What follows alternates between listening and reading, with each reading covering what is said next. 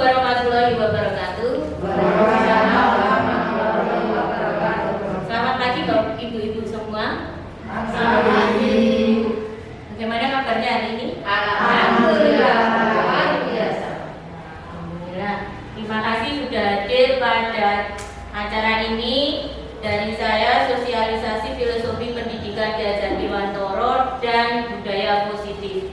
Ini merupakan modul guru penggerak saya dari modul 1.1 filosofi pendidikan Ki Hajar Dewantoro dan 1.4 budaya positif. Jadi gitu ya Ibu, sekitar kita mulai. Yang pertama budaya filosofi pendidikan Ki Hajar Dewantoro. Apa sih dasar-dasar pendidikan Ki Hajar Dewantoro? Ya, dasar-dasarnya yaitu menuntun. Guru itu sebagai penuntun. Maksudnya apa? Pendidikan itu adalah menuntun segala kekuatan kodrat yang ada pada anak-anak agar dapat mencapai keselamatan dan kebahagiaan yang setinggi-tingginya, baik sebagai manusia maupun anggota masyarakat. Itu filosofi dari pendidikan.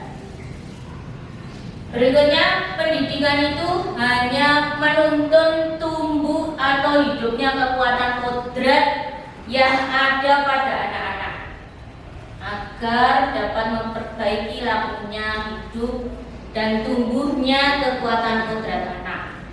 Itu ya, itu dari pemikiran Ki Hajar Dewantoro tentang pendidikan. Nah, untuk mencapai selamat dan bahagia sebagai manusia dan anggota masyarakat, Ki Hajar Dewantoro menimbulkan semboyan, yaitu ing ngarsa sung tulodo. Tiga semboyan dari utama pendidikan Ki Hajar Dewantoro adalah ing ngarsa sung tulodo, di depan sebagai teladan, guru itu di depan sebagai teladan. Ing madya mangun karso, di tengah memberikan semangat dan motivasi. Teguri handayani, di belakang memberikan dorongan. Itu tiga prinsip pendidikan Ki Hajar Dewantoro. Kemudian berikutnya dasar-dasar pendidikan Ki Hajar Dewantoro menurut kodrat anak, yaitu merdeka. Manusia merdeka adalah manusia yang hidupnya lahir atau batin tidak tergantung pada orang lain, itu merdeka. Akan tetapi bersandar atas kekuatan sendiri. Maksud pengajaran dan pendidikan yang berguna untuk kehidupan bersama ialah memerdekakan manusia sebagai bagian dari persatuan rakyat. Berikutnya, pengaruh pengajaran itu umumnya memerdekakan manusia atas hidupnya lahir. Sedangkan merdeka hidupnya batin itu terdapat pada pendidikan. Jadi pengajaran dan pendidikan itu berbeda nih Bu, pengajaran dan pendidikan. Merdeka batin itu melalui pendidikan. Sedangkan kalau merdeka lahir itu dari pengajaran. Berikutnya, kodrat anak itu bermain. Jadi pendidikan itu sesuai dengan kodrat anak. Kodrat anak apa? Kodrat anak itu bermain. Jadi pendidikan itu diumpamakan sebagai permainan. Bermain adalah salah satu kodrat anak. Jadi kalau buat pendidikan, sistem pendidikan itu yang seperti permainan gitu, agar cepat dirasakan oleh anak, tidak memberatkan ya. Pikiran, perasaan, kemauan, tenaga itu merupakan cita, rasa, karsa, dan pekerti sudah ada pada diri anak. Permainan dapat menjadi bagian pembelajaran di sekolah. Jadi pembelajaran di sekolah itu dibiasakan seperti permainan. Jadi anak itu tidak terbebani, tidak terpaksa. Itu yang diajarkan oleh Ki Hajar Dewantoro.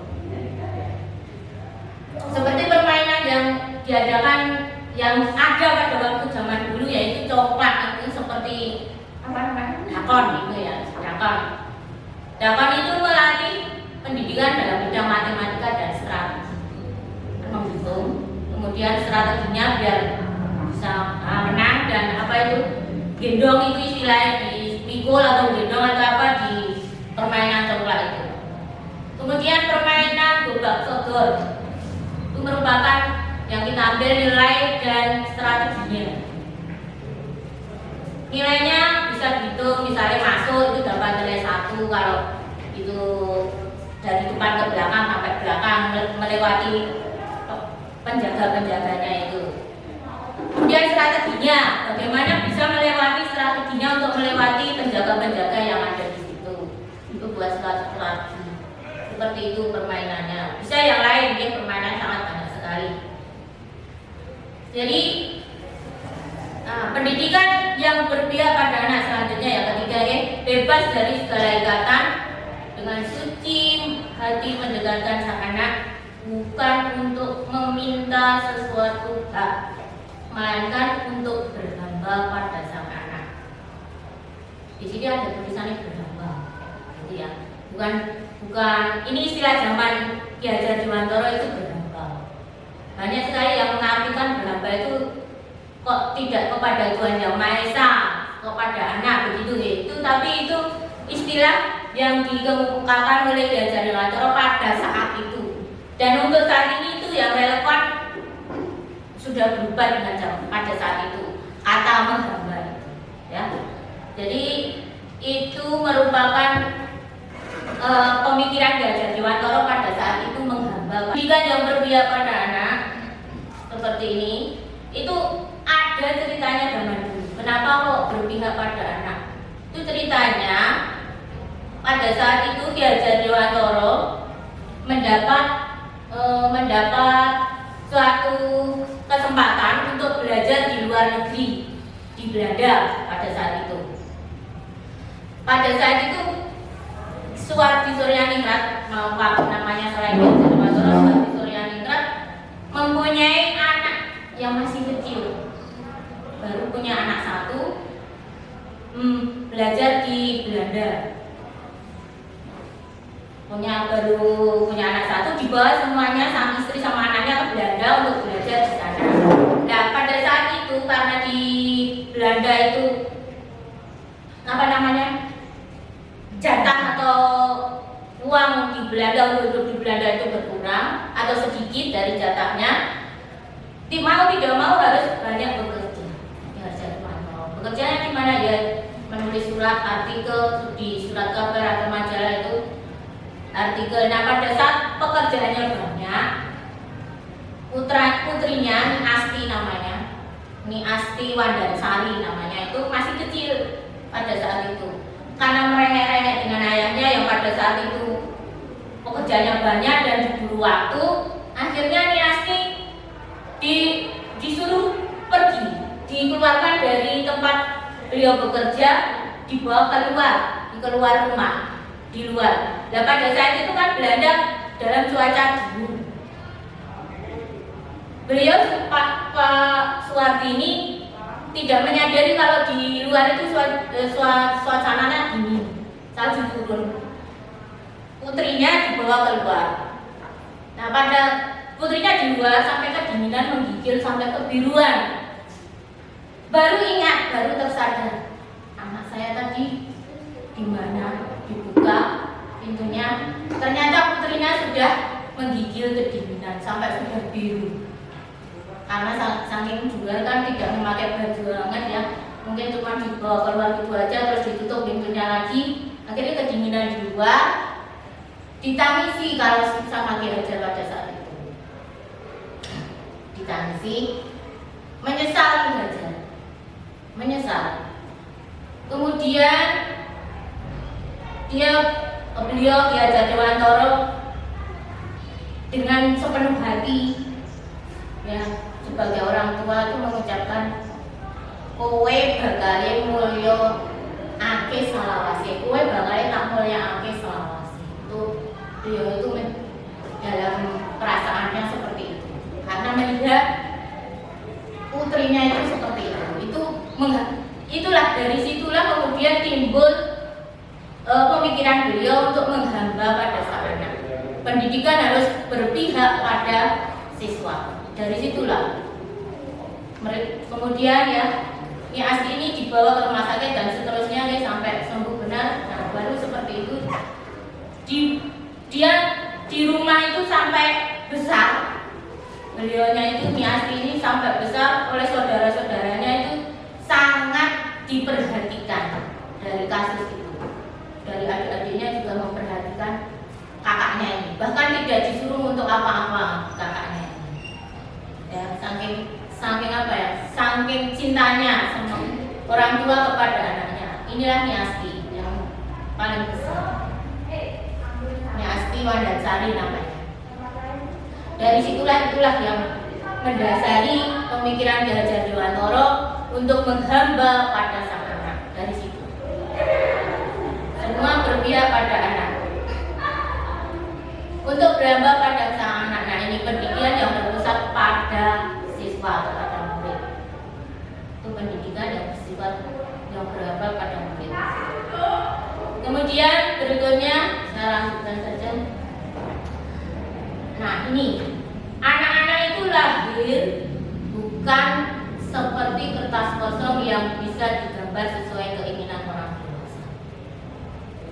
Anak lahir dengan kekuatan kodrat yang masih samar-samar.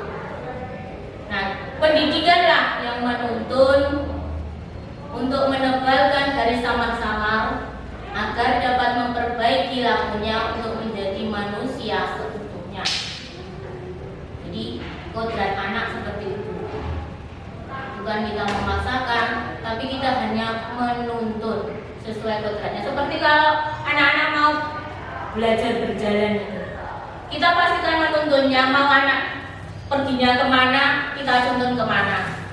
Bukan anak maunya ke sana, kita paksa ke sini. Sepertinya tidak seperti itu. Itu seperti menuntun saat anak-anak belajar berjalan. Jadi itu menuntun pada anak sesuai dengan kodratnya. Berikutnya nanti ada dasar-dasar pemikiran Ki Hajar Dewantara itu disesuaikan dengan tingkatannya, pendidikannya, sesuai dengan tingkat pendidikannya. Nah, seperti ini Wiraga 0 sampai 8 tahun, Wiraga Wirama 8 sampai 16 tahun, Wirama 16 sampai 24 tahun. Itu tingkatannya berbeda. Ya, tingkatan pendidikannya berbeda. Lanjutkan saja. Nah, sekarang pendidikan Ki Hajar Dewantara merupakan yang selain menyesuaikan kodrat anak adalah budi pekerti. Itu yang wajib ditanamkan pada diri anak, budi pekerti, watak atau karakter. Bersatunya perpaduan harmonis antara gerak, pikiran, perasaan, dan kehendak atau kemauan, sehingga menimbulkan tenaga atau semangat. Itu budi pekerti. Jadi budi pekerti itu pikiran, perasaan itu budi, pikiran, perasaan, kehendak, kemauan. Pekerti itu tenaga.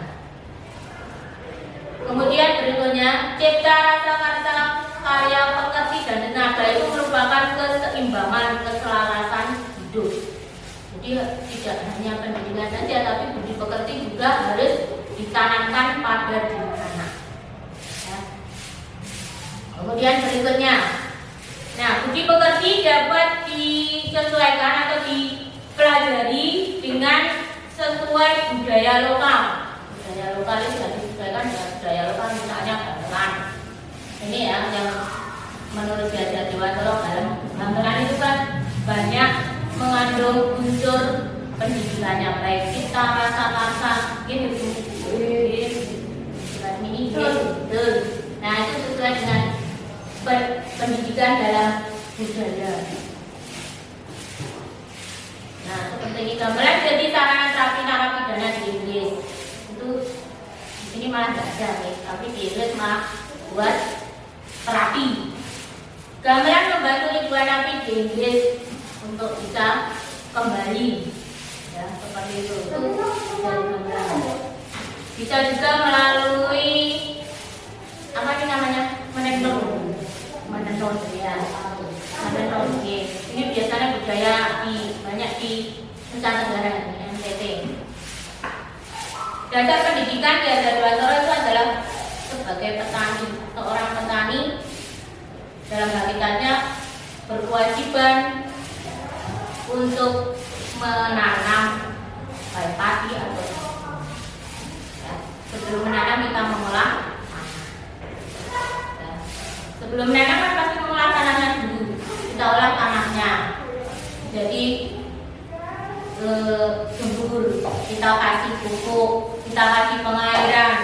Nanti kalau sudah kita sungai bibitnya, kita rawat, kita kasih apalagi pembasmi hama, pengairannya cukup, ulat-ulat juga dibasmi. Itulah seperti kita sebagai petani. Pendidik itu juga seperti petani.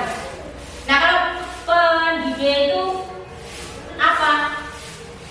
Tempat bersemainya di sekolah. Tempat bersemainya di sekolah. Dan bibitnya apa? Siswa-siswanya itu. Siswa-siswanya itulah bibit-bibit seperti bibit padi atau bibit jagung. Kalau kita ditanam yang gembur, kalau bibitnya jelek, juga hasilnya juga tidak akan.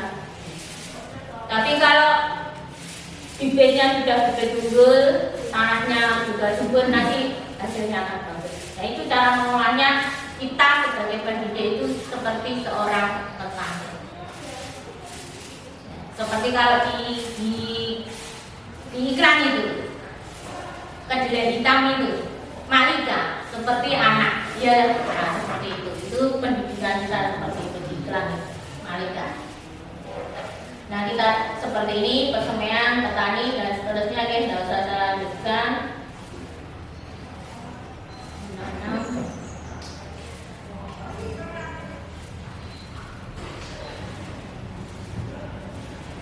Tunggu nanti bibit-bibit kita tumbuh. Nah, itulah. Jadi saya lanjutkan lagi, maksud dari pendidikan itu adalah menuntut segala kekuatan kodrat yang ada pada anak-anak agar mereka mencapai keselamatan dan kebahagiaan yang setinggi-tingginya, baik sebagai manusia maupun sebagai anggota masyarakat. Kekuatan kodrat di sini sesuai dengan kodrat zaman dan kodrat alam. Kodrat alam bagaimana Bu? Ya, sesuai dengan kodrat alamnya yang ada di daerahnya masing-masing. Misalnya di daerah pegunungan pasti beda dengan di daerah pesisir, pantai, pasti beda. Cara pendidikannya pun pasti akan beda. Jadi sesuaikan dengan kodrat alam. Kalau kodrat zaman dengan dulu dengan zaman sekarang itu pendidikan sudah berbeda. Jadi sesuaikan dengan kodrat zaman. Ya, dulu udah pakai HP, sekarang sudah pendidikan digital melalui HP, ya kita sesuaikan dengan era digitalisasi saat ini. Bukan kita terus ingin seperti dulu terus, tidak, itu berarti tidak sesuai dengan kodrat zamannya. Zamannya juga sudah berubah. Nanti ke depan lagi mungkin sudah berubah lagi, mungkin sudah lebih canggih atau lebih bagus lagi. Ya, demikian untuk filosofi pendidikan di Ajar Dewantara. Saya cukupkan sekian dulu. Ada pertanyaan? Jadi pendidikan intinya itu menuntun, bukan memaksa. Bukan memaksa, tapi menuntun segala kekuatan kodrat yang ada pada anak, baik kodrat alam maupun kodrat zaman. Seperti itu dari saya untuk filosofi pendidikan di Ajar Dewantara. Kemudian saya lanjutkan untuk budaya positif. Ini ya, budaya positif ini nanti di budaya positif itu banyak sekali yang dipelajari sebenarnya, ya. Perubahan paradigma, stimulus respon lawan, teori kontrol, arti disiplin dan tiga motivasi perilaku manusia, keyakinan kelas, dukungan dan penghargaan, kebutuhan dasar manusia, posisi kontrol dan segitiga restitusi. Kita mulai perubahan paradigma. Coba kita kepalkan tangan. Misalnya saya punya sesuatu yang berharga di sini. Ada, misalnya Mami atau anak mau merebut sesuatu yang berharga di sini, yang saya pegang. Bagaimana apa yang saya rasakan nanti, apa yang saya lakukan kalau mau direbut oleh orang lain? Misalnya seperti itu. Apa yang dilakukan? Misalnya Bu Kris punya sesuatu yang berharga di tangannya di sini, digenggam, atau cincin berharga berlian di sini mungkin. Nah ada temennya, misalnya Bu Mami mau merebutnya. Bagaimana Bu Kris mau dengan perebutan temannya mau direbut Bu Mami ini sesuatu yang berharga? Dipertahankan. Mengapa kembali tadi? Ya, seperti itulah. Itu ya. Itu dengan segala kekuatan pasti akan mempertahankan. Seperti itu. Nah, tapi bagaimana? Apakah seperti itu? Itu kalau secara umum. Tapi kita lihat paradigmanya berbeda sekarang. Kita lihat dulu, yang mau merebut ini punya kebutuhan atau enggak? Misalnya dia sangat membutuhkan, ibunya sakit di rumah sakit butuh biaya operasi. Apa kita genggam terus biar tidak direbut oleh teman kita atau diminta oleh teman kita? Kita lihat dasarnya, tujuannya apa dulu? Tidak harus selalu kita perbankan seperti ini. Jadi kita lihat tujuannya dulu, tujuan yang mau meminta misalnya, tidak usah merebut, meminta saja itu. Bahasa halusnya meminta. Kita lihat tujuannya. Kalau tujuannya itu seperti itu, misalnya untuk operasi, biaya operasi punya dia. Masa kita sebagai manusia, sebagai teman, sebagai saudara tidak memberikannya. Gitu.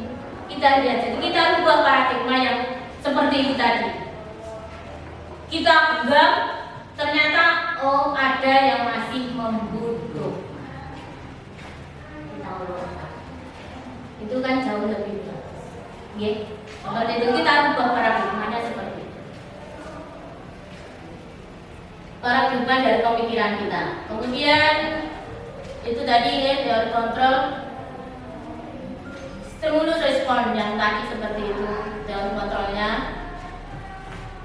Kalau stimulus responnya kita mencoba mengubah orang agar berpandangan sama dengan kita, berarti kita berusaha memahami pandangan orang lain. Perilaku buruk dilihat sebagai suatu kesalahan, itu stimulus respon. Teori kontrolnya semua perilaku memiliki tujuan. Jadi perubahan paradigma itu yang terjadi di situ. Tujuannya apa? Bukan kok terus langsung tidak, tapi dilihat dulu tujuan perilaku yang dilakukan. Berikutnya sekarang makna disiplin, yang kedua disiplin. Disiplin itu sebenarnya berasal dari bahasa Latin ya, bahasa Latin. Berkonotasi disiplin diri murid-murid dari Sokrates dan Plato. Itu artinya disiplin itu sebenarnya belajar. Disiplin itu artinya belajar. Sebenarnya, tapi kalau disiplin di tempat kita disiplin itu apa? Tepat waktu misalnya, seperti itu ya. Sebenarnya disiplin itu belajar, ya, itu artinya. Disiplin telah berubah menjadi sesuatu yang dilakukan seseorang pada orang lain untuk mendapatkan kepatuhan atau disiplin di sini. Kecenderungan umumnya adalah menghubungkan kata disiplin dengan ketidaknyamanan, bukan dengan apa yang kita hargai atau pencapaian suatu tujuan mulia. Nah, ini teori motivasi perilaku manusia. Untuk menghindari ketidaknyamanan atau hubungan, apa yang akan terjadi apabila saya tidak melakukannya? Itu apa yang akan terjadi? Di situ motivasi eksternal. Untuk mendapatkan imbalan dari orang lain atau institusi, apa yang akan saya dapatkan apabila saya melakukannya? Itu dari motivasi eksternal. Untuk menghargai diri sendiri, menjadi insan sesuai harapan kita, saya akan menjadi orang yang seperti apa bila saya melakukannya, itu motivasi internal yang ada dalam punya tujuan disiplin positif itu seperti itu. Motivasi internal. Jadi tadi sudah dari diajar Dewantoro, budaya positif. Pertama itu peraturan kelas, keyakinan kelas, lingkungan positif, baru budaya positif. Itu lingkaran budaya positif. Pertama dari peraturan kelas, keyakinan kelas, lingkungan kelas, dan budaya positif. Karena keyakinan kelas, hukuman dan penghargaan. Mengapa tidak peraturan saja? Mengapa harus keyakinan kelas? Seperti itu ya. Seperti kita kalau biasa di kelas peraturan kelas, kok tidak keyakinan kelas? Kalau yang wali pasti seperti itu. Kenapa kok tidak tidak keyakinan, hanya peraturan? Mari kita lihat di sini. Mengapa kita memiliki peraturan harus menggunakan helm bila mengendarai kendaraan roda 2? Mengapa? Itu kita bisa lihat di situ. Seperti itu lanjutannya ya. Kenapa itu tadi kita lihat di sini? Inilah contoh dari kesepakatan kelas atau keyakinan kelas. Kalau yang seperti ini itu kesepakatan kelas, seperti ini juga kesepakatan kelas. Tapi ini yang ada di kelas-kelas kita saya yakin belum Pak, hanya biasanya peraturan kelas. Kesepakatan kelas itu sama dengan keyakinan kelas. Sama. Kesepakatan itu sama dengan keyakinan kelas. Seperti dengan moto kelas. Visi kan biasanya satu merujuk satu kalimat. Tapi kalau keyakinan itu sesuatu yang wajib kita hormati. Misalnya kita datang tepat waktu. Misalnya siswa tidak boleh datang lambat atau siswa datang atau hadir tepat waktu. Kalau visi kan tidak seperti itu. Visi itu kan mencapai tujuan. Bedanya keyakinan kelas sama peraturan kelas kan isinya hampir sama. Hampir sama. Tapi kalau peraturan kelas itu biasanya langsung ke siswa. Tapi kalau keyakinan kelas biasanya banyak yang ke umum. Jadi siswa nanti bisa berpikir sendiri. Seperti tadi. Ini.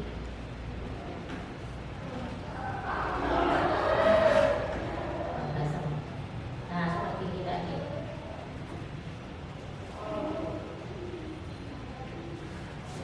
Ya. Kami murid yang semangat belajar. Semangat belajar. Kami murid yang saling menyayangi. Itu ke umum. Ya. Jadi kesepakatannya seperti itu. Kesepakatan atau keyakinan kelas. Seperti ini Bu, kita lihat di sini peraturannya seperti ini. Ini peraturan. Selalu kembalikan buku ke tempatnya. Keyakinan kelas atau nilai kebajikan apa yang kita tuju dari peraturan seperti itu. Yang nomor 1. Bertanggung jawab. Bertanggung jawab. Dapat tidak saya. Bertanggung jawab. Dilarang mengganggu orang lain. Masih Orang lain saling menghormati. Menghargai. Ada di sekolah 15 menit sebelum pembelajaran dimulai. Disiplin. Tanggung jawab. Seperti itu ya. Itu keyakinan kelasnya seperti itu. Itu peraturan yang sebelah sana nanti keyakinannya. Nah, kita lihat di sini jauh.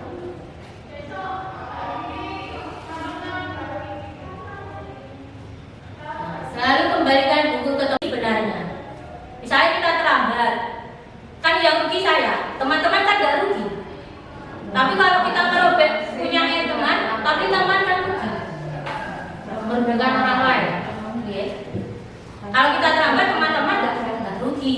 Kalau yang kita terlambat, yang akan dapat hukuman kita sendiri.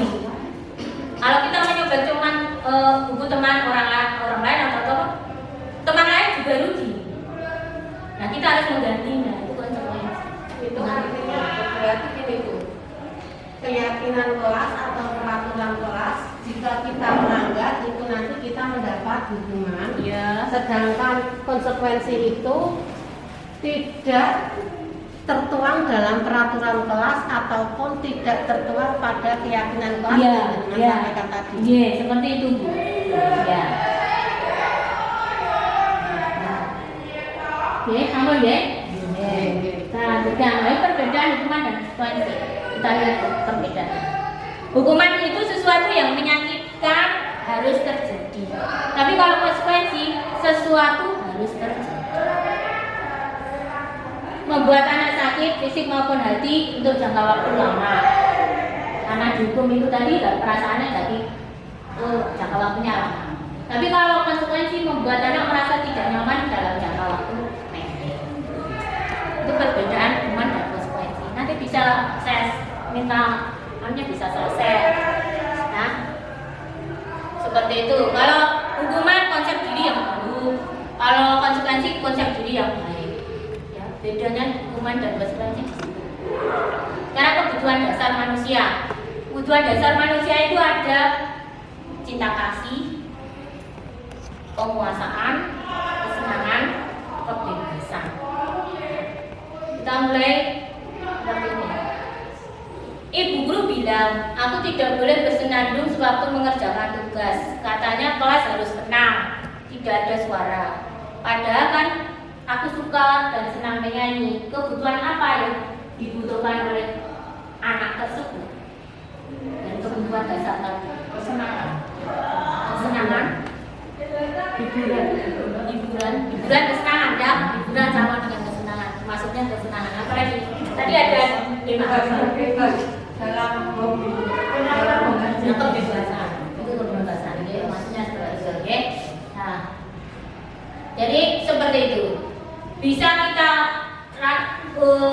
kebutuhannya dari mana itu bisa kita lihat si anak itu butuhnya apa sih, cinta kasih, kesenangan atau apa tadi, kebebasan ya, tergantung kebutuhan si anak. Aku bosan masa belajarnya cuma gitu-gitu aja, dengerin guru aja. Kebutuhan apa yang dibutuhkan si anak tersebut? Kebebasan. Apa aku bosan berarti apa? Bosan ya? Ya, bisa kebutuhan kesenangan. Nah, sekarang kita lihat berikutnya. Kita lihat posisi kontrol. Cuma posisi kontrol yang ada pada Bapak Ibu. Posisi kontrol yang pertama adalah penghukum. Sebagai penghukum, sebagai pembuat merasa bersalah, sebagai teman, sebagai pemantau, dan sebagai manajer. Ada 5 posisi kontrol. Nah, kita lihat di sini. Sebagai penghukum, guru berbuat, saya menghardik, menunjuk-nunjuk, menyakiti, menyindir itu guru sebagai penghukum. Dan itu apa? Identitas gagal. Kegagalan sebenarnya seperti itu. Nanti anak hanya akan menghindari hukuman, tidak akan mematuhi apa yang dilontarkan atau dibicarakan Bapak Ibu gurunya, karena guru hanya sebagai penghukum. Siswa hanya akan menghindari hukuman itu dan tidak akan melakukannya, itu sebagai penghukum di situ. Misalnya guru berkata, kalau kamu tidak melakukannya atau tidak mengerjakan ini, awas. Nah, itu guru sebagai penghukum. Nanti anak hanya akan menghindari seperti itu, bukan sesuatu yang harus memotivasi dirinya untuk selalu belajar atau giat bekerja atau giat belajar, tidak, tapi hanya menghindari hukuman. Terus kalau membuat merasa bersalah, kita lihat di sini, guru berbuat, berceramah, mengatakan seharusnya itu kecewa dan seterusnya. Itu membuat merasa bersalah. Anak hanya akan membuat anak itu merasa bersalah saja. Kalau sebagai teman, misalnya kita sebagai teman anak membuatkan alasan-alasan berbeda. Misalnya anak melakukan kesalahan, ya kita bilang ya wajar, namanya juga manusia, banyak yang berbuat salah itu sebagai bukan menghadir, bukan itu sebagai umum ya, sebagai teman harus bertanggung jawab karena namanya juga manusia pasti juga banyak yang berbuat salah. Kalau sebagai pemantau itu menghitung dan menghukum. Ya, posisi yang terbaik di sini adalah identitas berhasil itu atau sukses sebagai manajer. Guru itu harus sebagai manajer. Saya mengajukan pertanyaan, kalau siswa itu melakukan kesalahan, diajukan pertanyaan. Kenapa kamu melakukan kesalahan itu? Nah itu di situ sebagai manajer. Alasannya apa kamu melakukan hal itu? Itu sebagai kita sebagai manajer. Menanyakan alasannya, bukan langsung menghukumnya. Awas atau mengintimidasi seperti itu tidak akan berhasil. Yang berhasil adalah guru sebagai manajer. Kalau berkata ya dengan lemah lembut, dengan halus seperti itu. Apa yang kita yakini, apa yang bisa kita kerjakan untuk memperbaiki masalah ini itu sebagai manajer. Ya. Beda kalau dengan sebagai penghukum, kalau kamu tidak melakukan ini awas kamu, itu kan beda. Intonasinya juga beda, ya. Mungkin dengan raut muka juga berbeda. Kalau dengan penghukum pasti kamu gitu. Ini raut mimiknya juga seperti orang marah. Tapi kalau sebagai manajer dengan nada yang halus lembut, apa yang kita yakini, apa yang kita perbaiki nanti dan seterusnya. Murid pun akan berkata juga seperti itu. Kalau kita sebagai penghukum seperti itu pasti akan murid bicara, biarkan saja. Nanti juga marah-marahnya ada. Pasti seperti itu. Tapi kalau kita sebagai manajer, murid pasti akan bagaimana caranya saya bisa memperbaiki keadaan dulu seperti itu. Beda hasilnya. Itu posisi kita sebagai manajer. 5 posisi kontrol. Lanjutkan. Nah, nada suaranya pun ya. Apa yang tersampaikan dari sebuah pesan itu dilihat dari kata-kata, nada suara, dan non verbal. Yang paling banyak apa? Non verbal. Nah, 1 dulu. Kata-kata 10%, nada suara 35%, dan bahasa tubuh 55%. Itu yang terbanyak di situ. Nah, ini bisa nanti buat nada suaranya sebagaimana sebagai penghukum, sebagai pembuat orang lain merasa bersalah, sebagai teman, nadanya berbeda. Nada suaranya ya, itu bisa kita lakukan di lain waktu. Sekarang restitusi. Restitusi itu adalah proses menciptakan kondisi bagi murid untuk memperbaiki kesalahan mereka sehingga mereka bisa kembali pada kelompok mereka dengan karakter yang lebih kuat. Itu restitusi. Menciptakan kondisi bagi murid untuk memperbaiki kesalahan. Memperbaiki kesalahan. Bukan menutup kesalahan terus itu enggak, tapi memperbaiki kesalahan. Ciri-ciri restitusi bukan untuk menebus kesalahan, namun untuk belajar dari kesalahan. Belajar dari kesalahan. Memperbaiki hubungan, tawaran bukan paksaan. Restitusi menuntut untuk melihat ke dalam diri yang merasa bersalah. Restitusi mencari kebutuhan dasar yang mendasari tindakan. Restitusi diri adalah cara yang paling baik untuk memperbaiki diri. Restitusi fokus pada karakter bukan tindakan. Nanti kalian contoh. Restitusi fokus pada solusi. Restitusi mengembalikan murid yang berbuat salah pada kelompoknya. Kita lihat segitiga restitusi. Ini segitiga restitusi itu yang pertama adalah menstabilkan identitas. Nah, pada saat menstabilkan identitas ini apa yang kita lakukan? Misalnya setiap orang yang kita lakukan di siswa yang merasa bersalah itu ya, setiap orang pasti pernah melakukan kesalahan seperti itu. Itu untuk menstabilkan identitas saja. Kamu bukan satu-satunya yang pernah melakukan kesalahan itu. Ya, seperti itu. Itu untuk menstabilkan identitas. Kemudian untuk validasi tindakan yang salah. Kamu tentu punya alasan mengapa melakukan itu. Misalnya bocah bodoh padu seperti itu. Nah, alasannya kamu apa melakukan itu? Adakah yang cara lain yang lebih efektif untuk mendapatkan apa yang kamu butuhkan? Kamu butuhkan apa sih? Seperti itu. Kemudian menanyakan keyakinan. Nah, ini di sini keyakinan kelas ya. Tadi ya. Menanyakan keyakinan. Nilai-nilai apa yang telah kita sepakati, kita yakini di kelas yang sudah kita buat. Saya juga sudah buat untuk kelas saya ya. Semoga nanti bisa berjalan dengan baik ke depannya. Kamu ingin menjadi orang seperti apa? Itu keyakinan yang kita buat, keyakinan di kelas.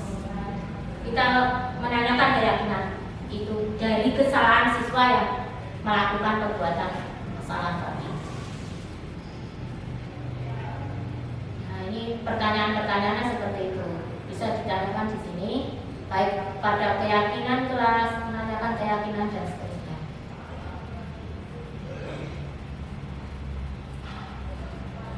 Sampun dari sini budaya positif saya selesai. Ada pertanyaan? Boten, alhamdulillah. Terima kasih. Jelas, Bu. Terima kasih. Semoga apa yang saya paparkan bisa bermanfaat. Amin. Ada kurang lebihnya saya mohon maaf. Assalamualaikum warahmatullahi wabarakatuh. Waalaikumsalam warahmatullahi wabarakatuh. Nama saya Widya Ningsih, guru Bahasa Indonesia di SMP Negeri 2 Mojalapan. Setelah menerima penjelasan dari Bu Etik tentang filosofi pemikiran Ki Hajar Dewantara dan budaya positif, mengubah pandangan saya bagaimana pembelajaran berpusat pada anak. Bagaimana guru itu menuntun tumbuh kembang anak sesuai kodratnya, serta bagaimana menumbuhkan budaya positif di sekolah guna menanamkan karakter pada siswa. Dengan pelaksanaan kedua poin tersebut, semoga visi misi sekolah dapat tercapai. Wassalamualaikum warahmatullahi wabarakatuh.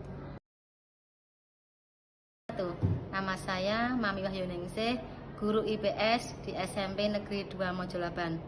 Setelah menerima penjelasan dari Bu Etik tentang filosofi pemikiran Ki Hajar Dewantara dan budaya positif, dapat mengubah mindset pemikiran saya tentang pembelajaran yang berpusat pada murid dan bagaimana pendidikan karakter dapat diterapkan dengan baik. Semoga dengan adanya guru penggerak kedua, hal tersebut dapat tercapai.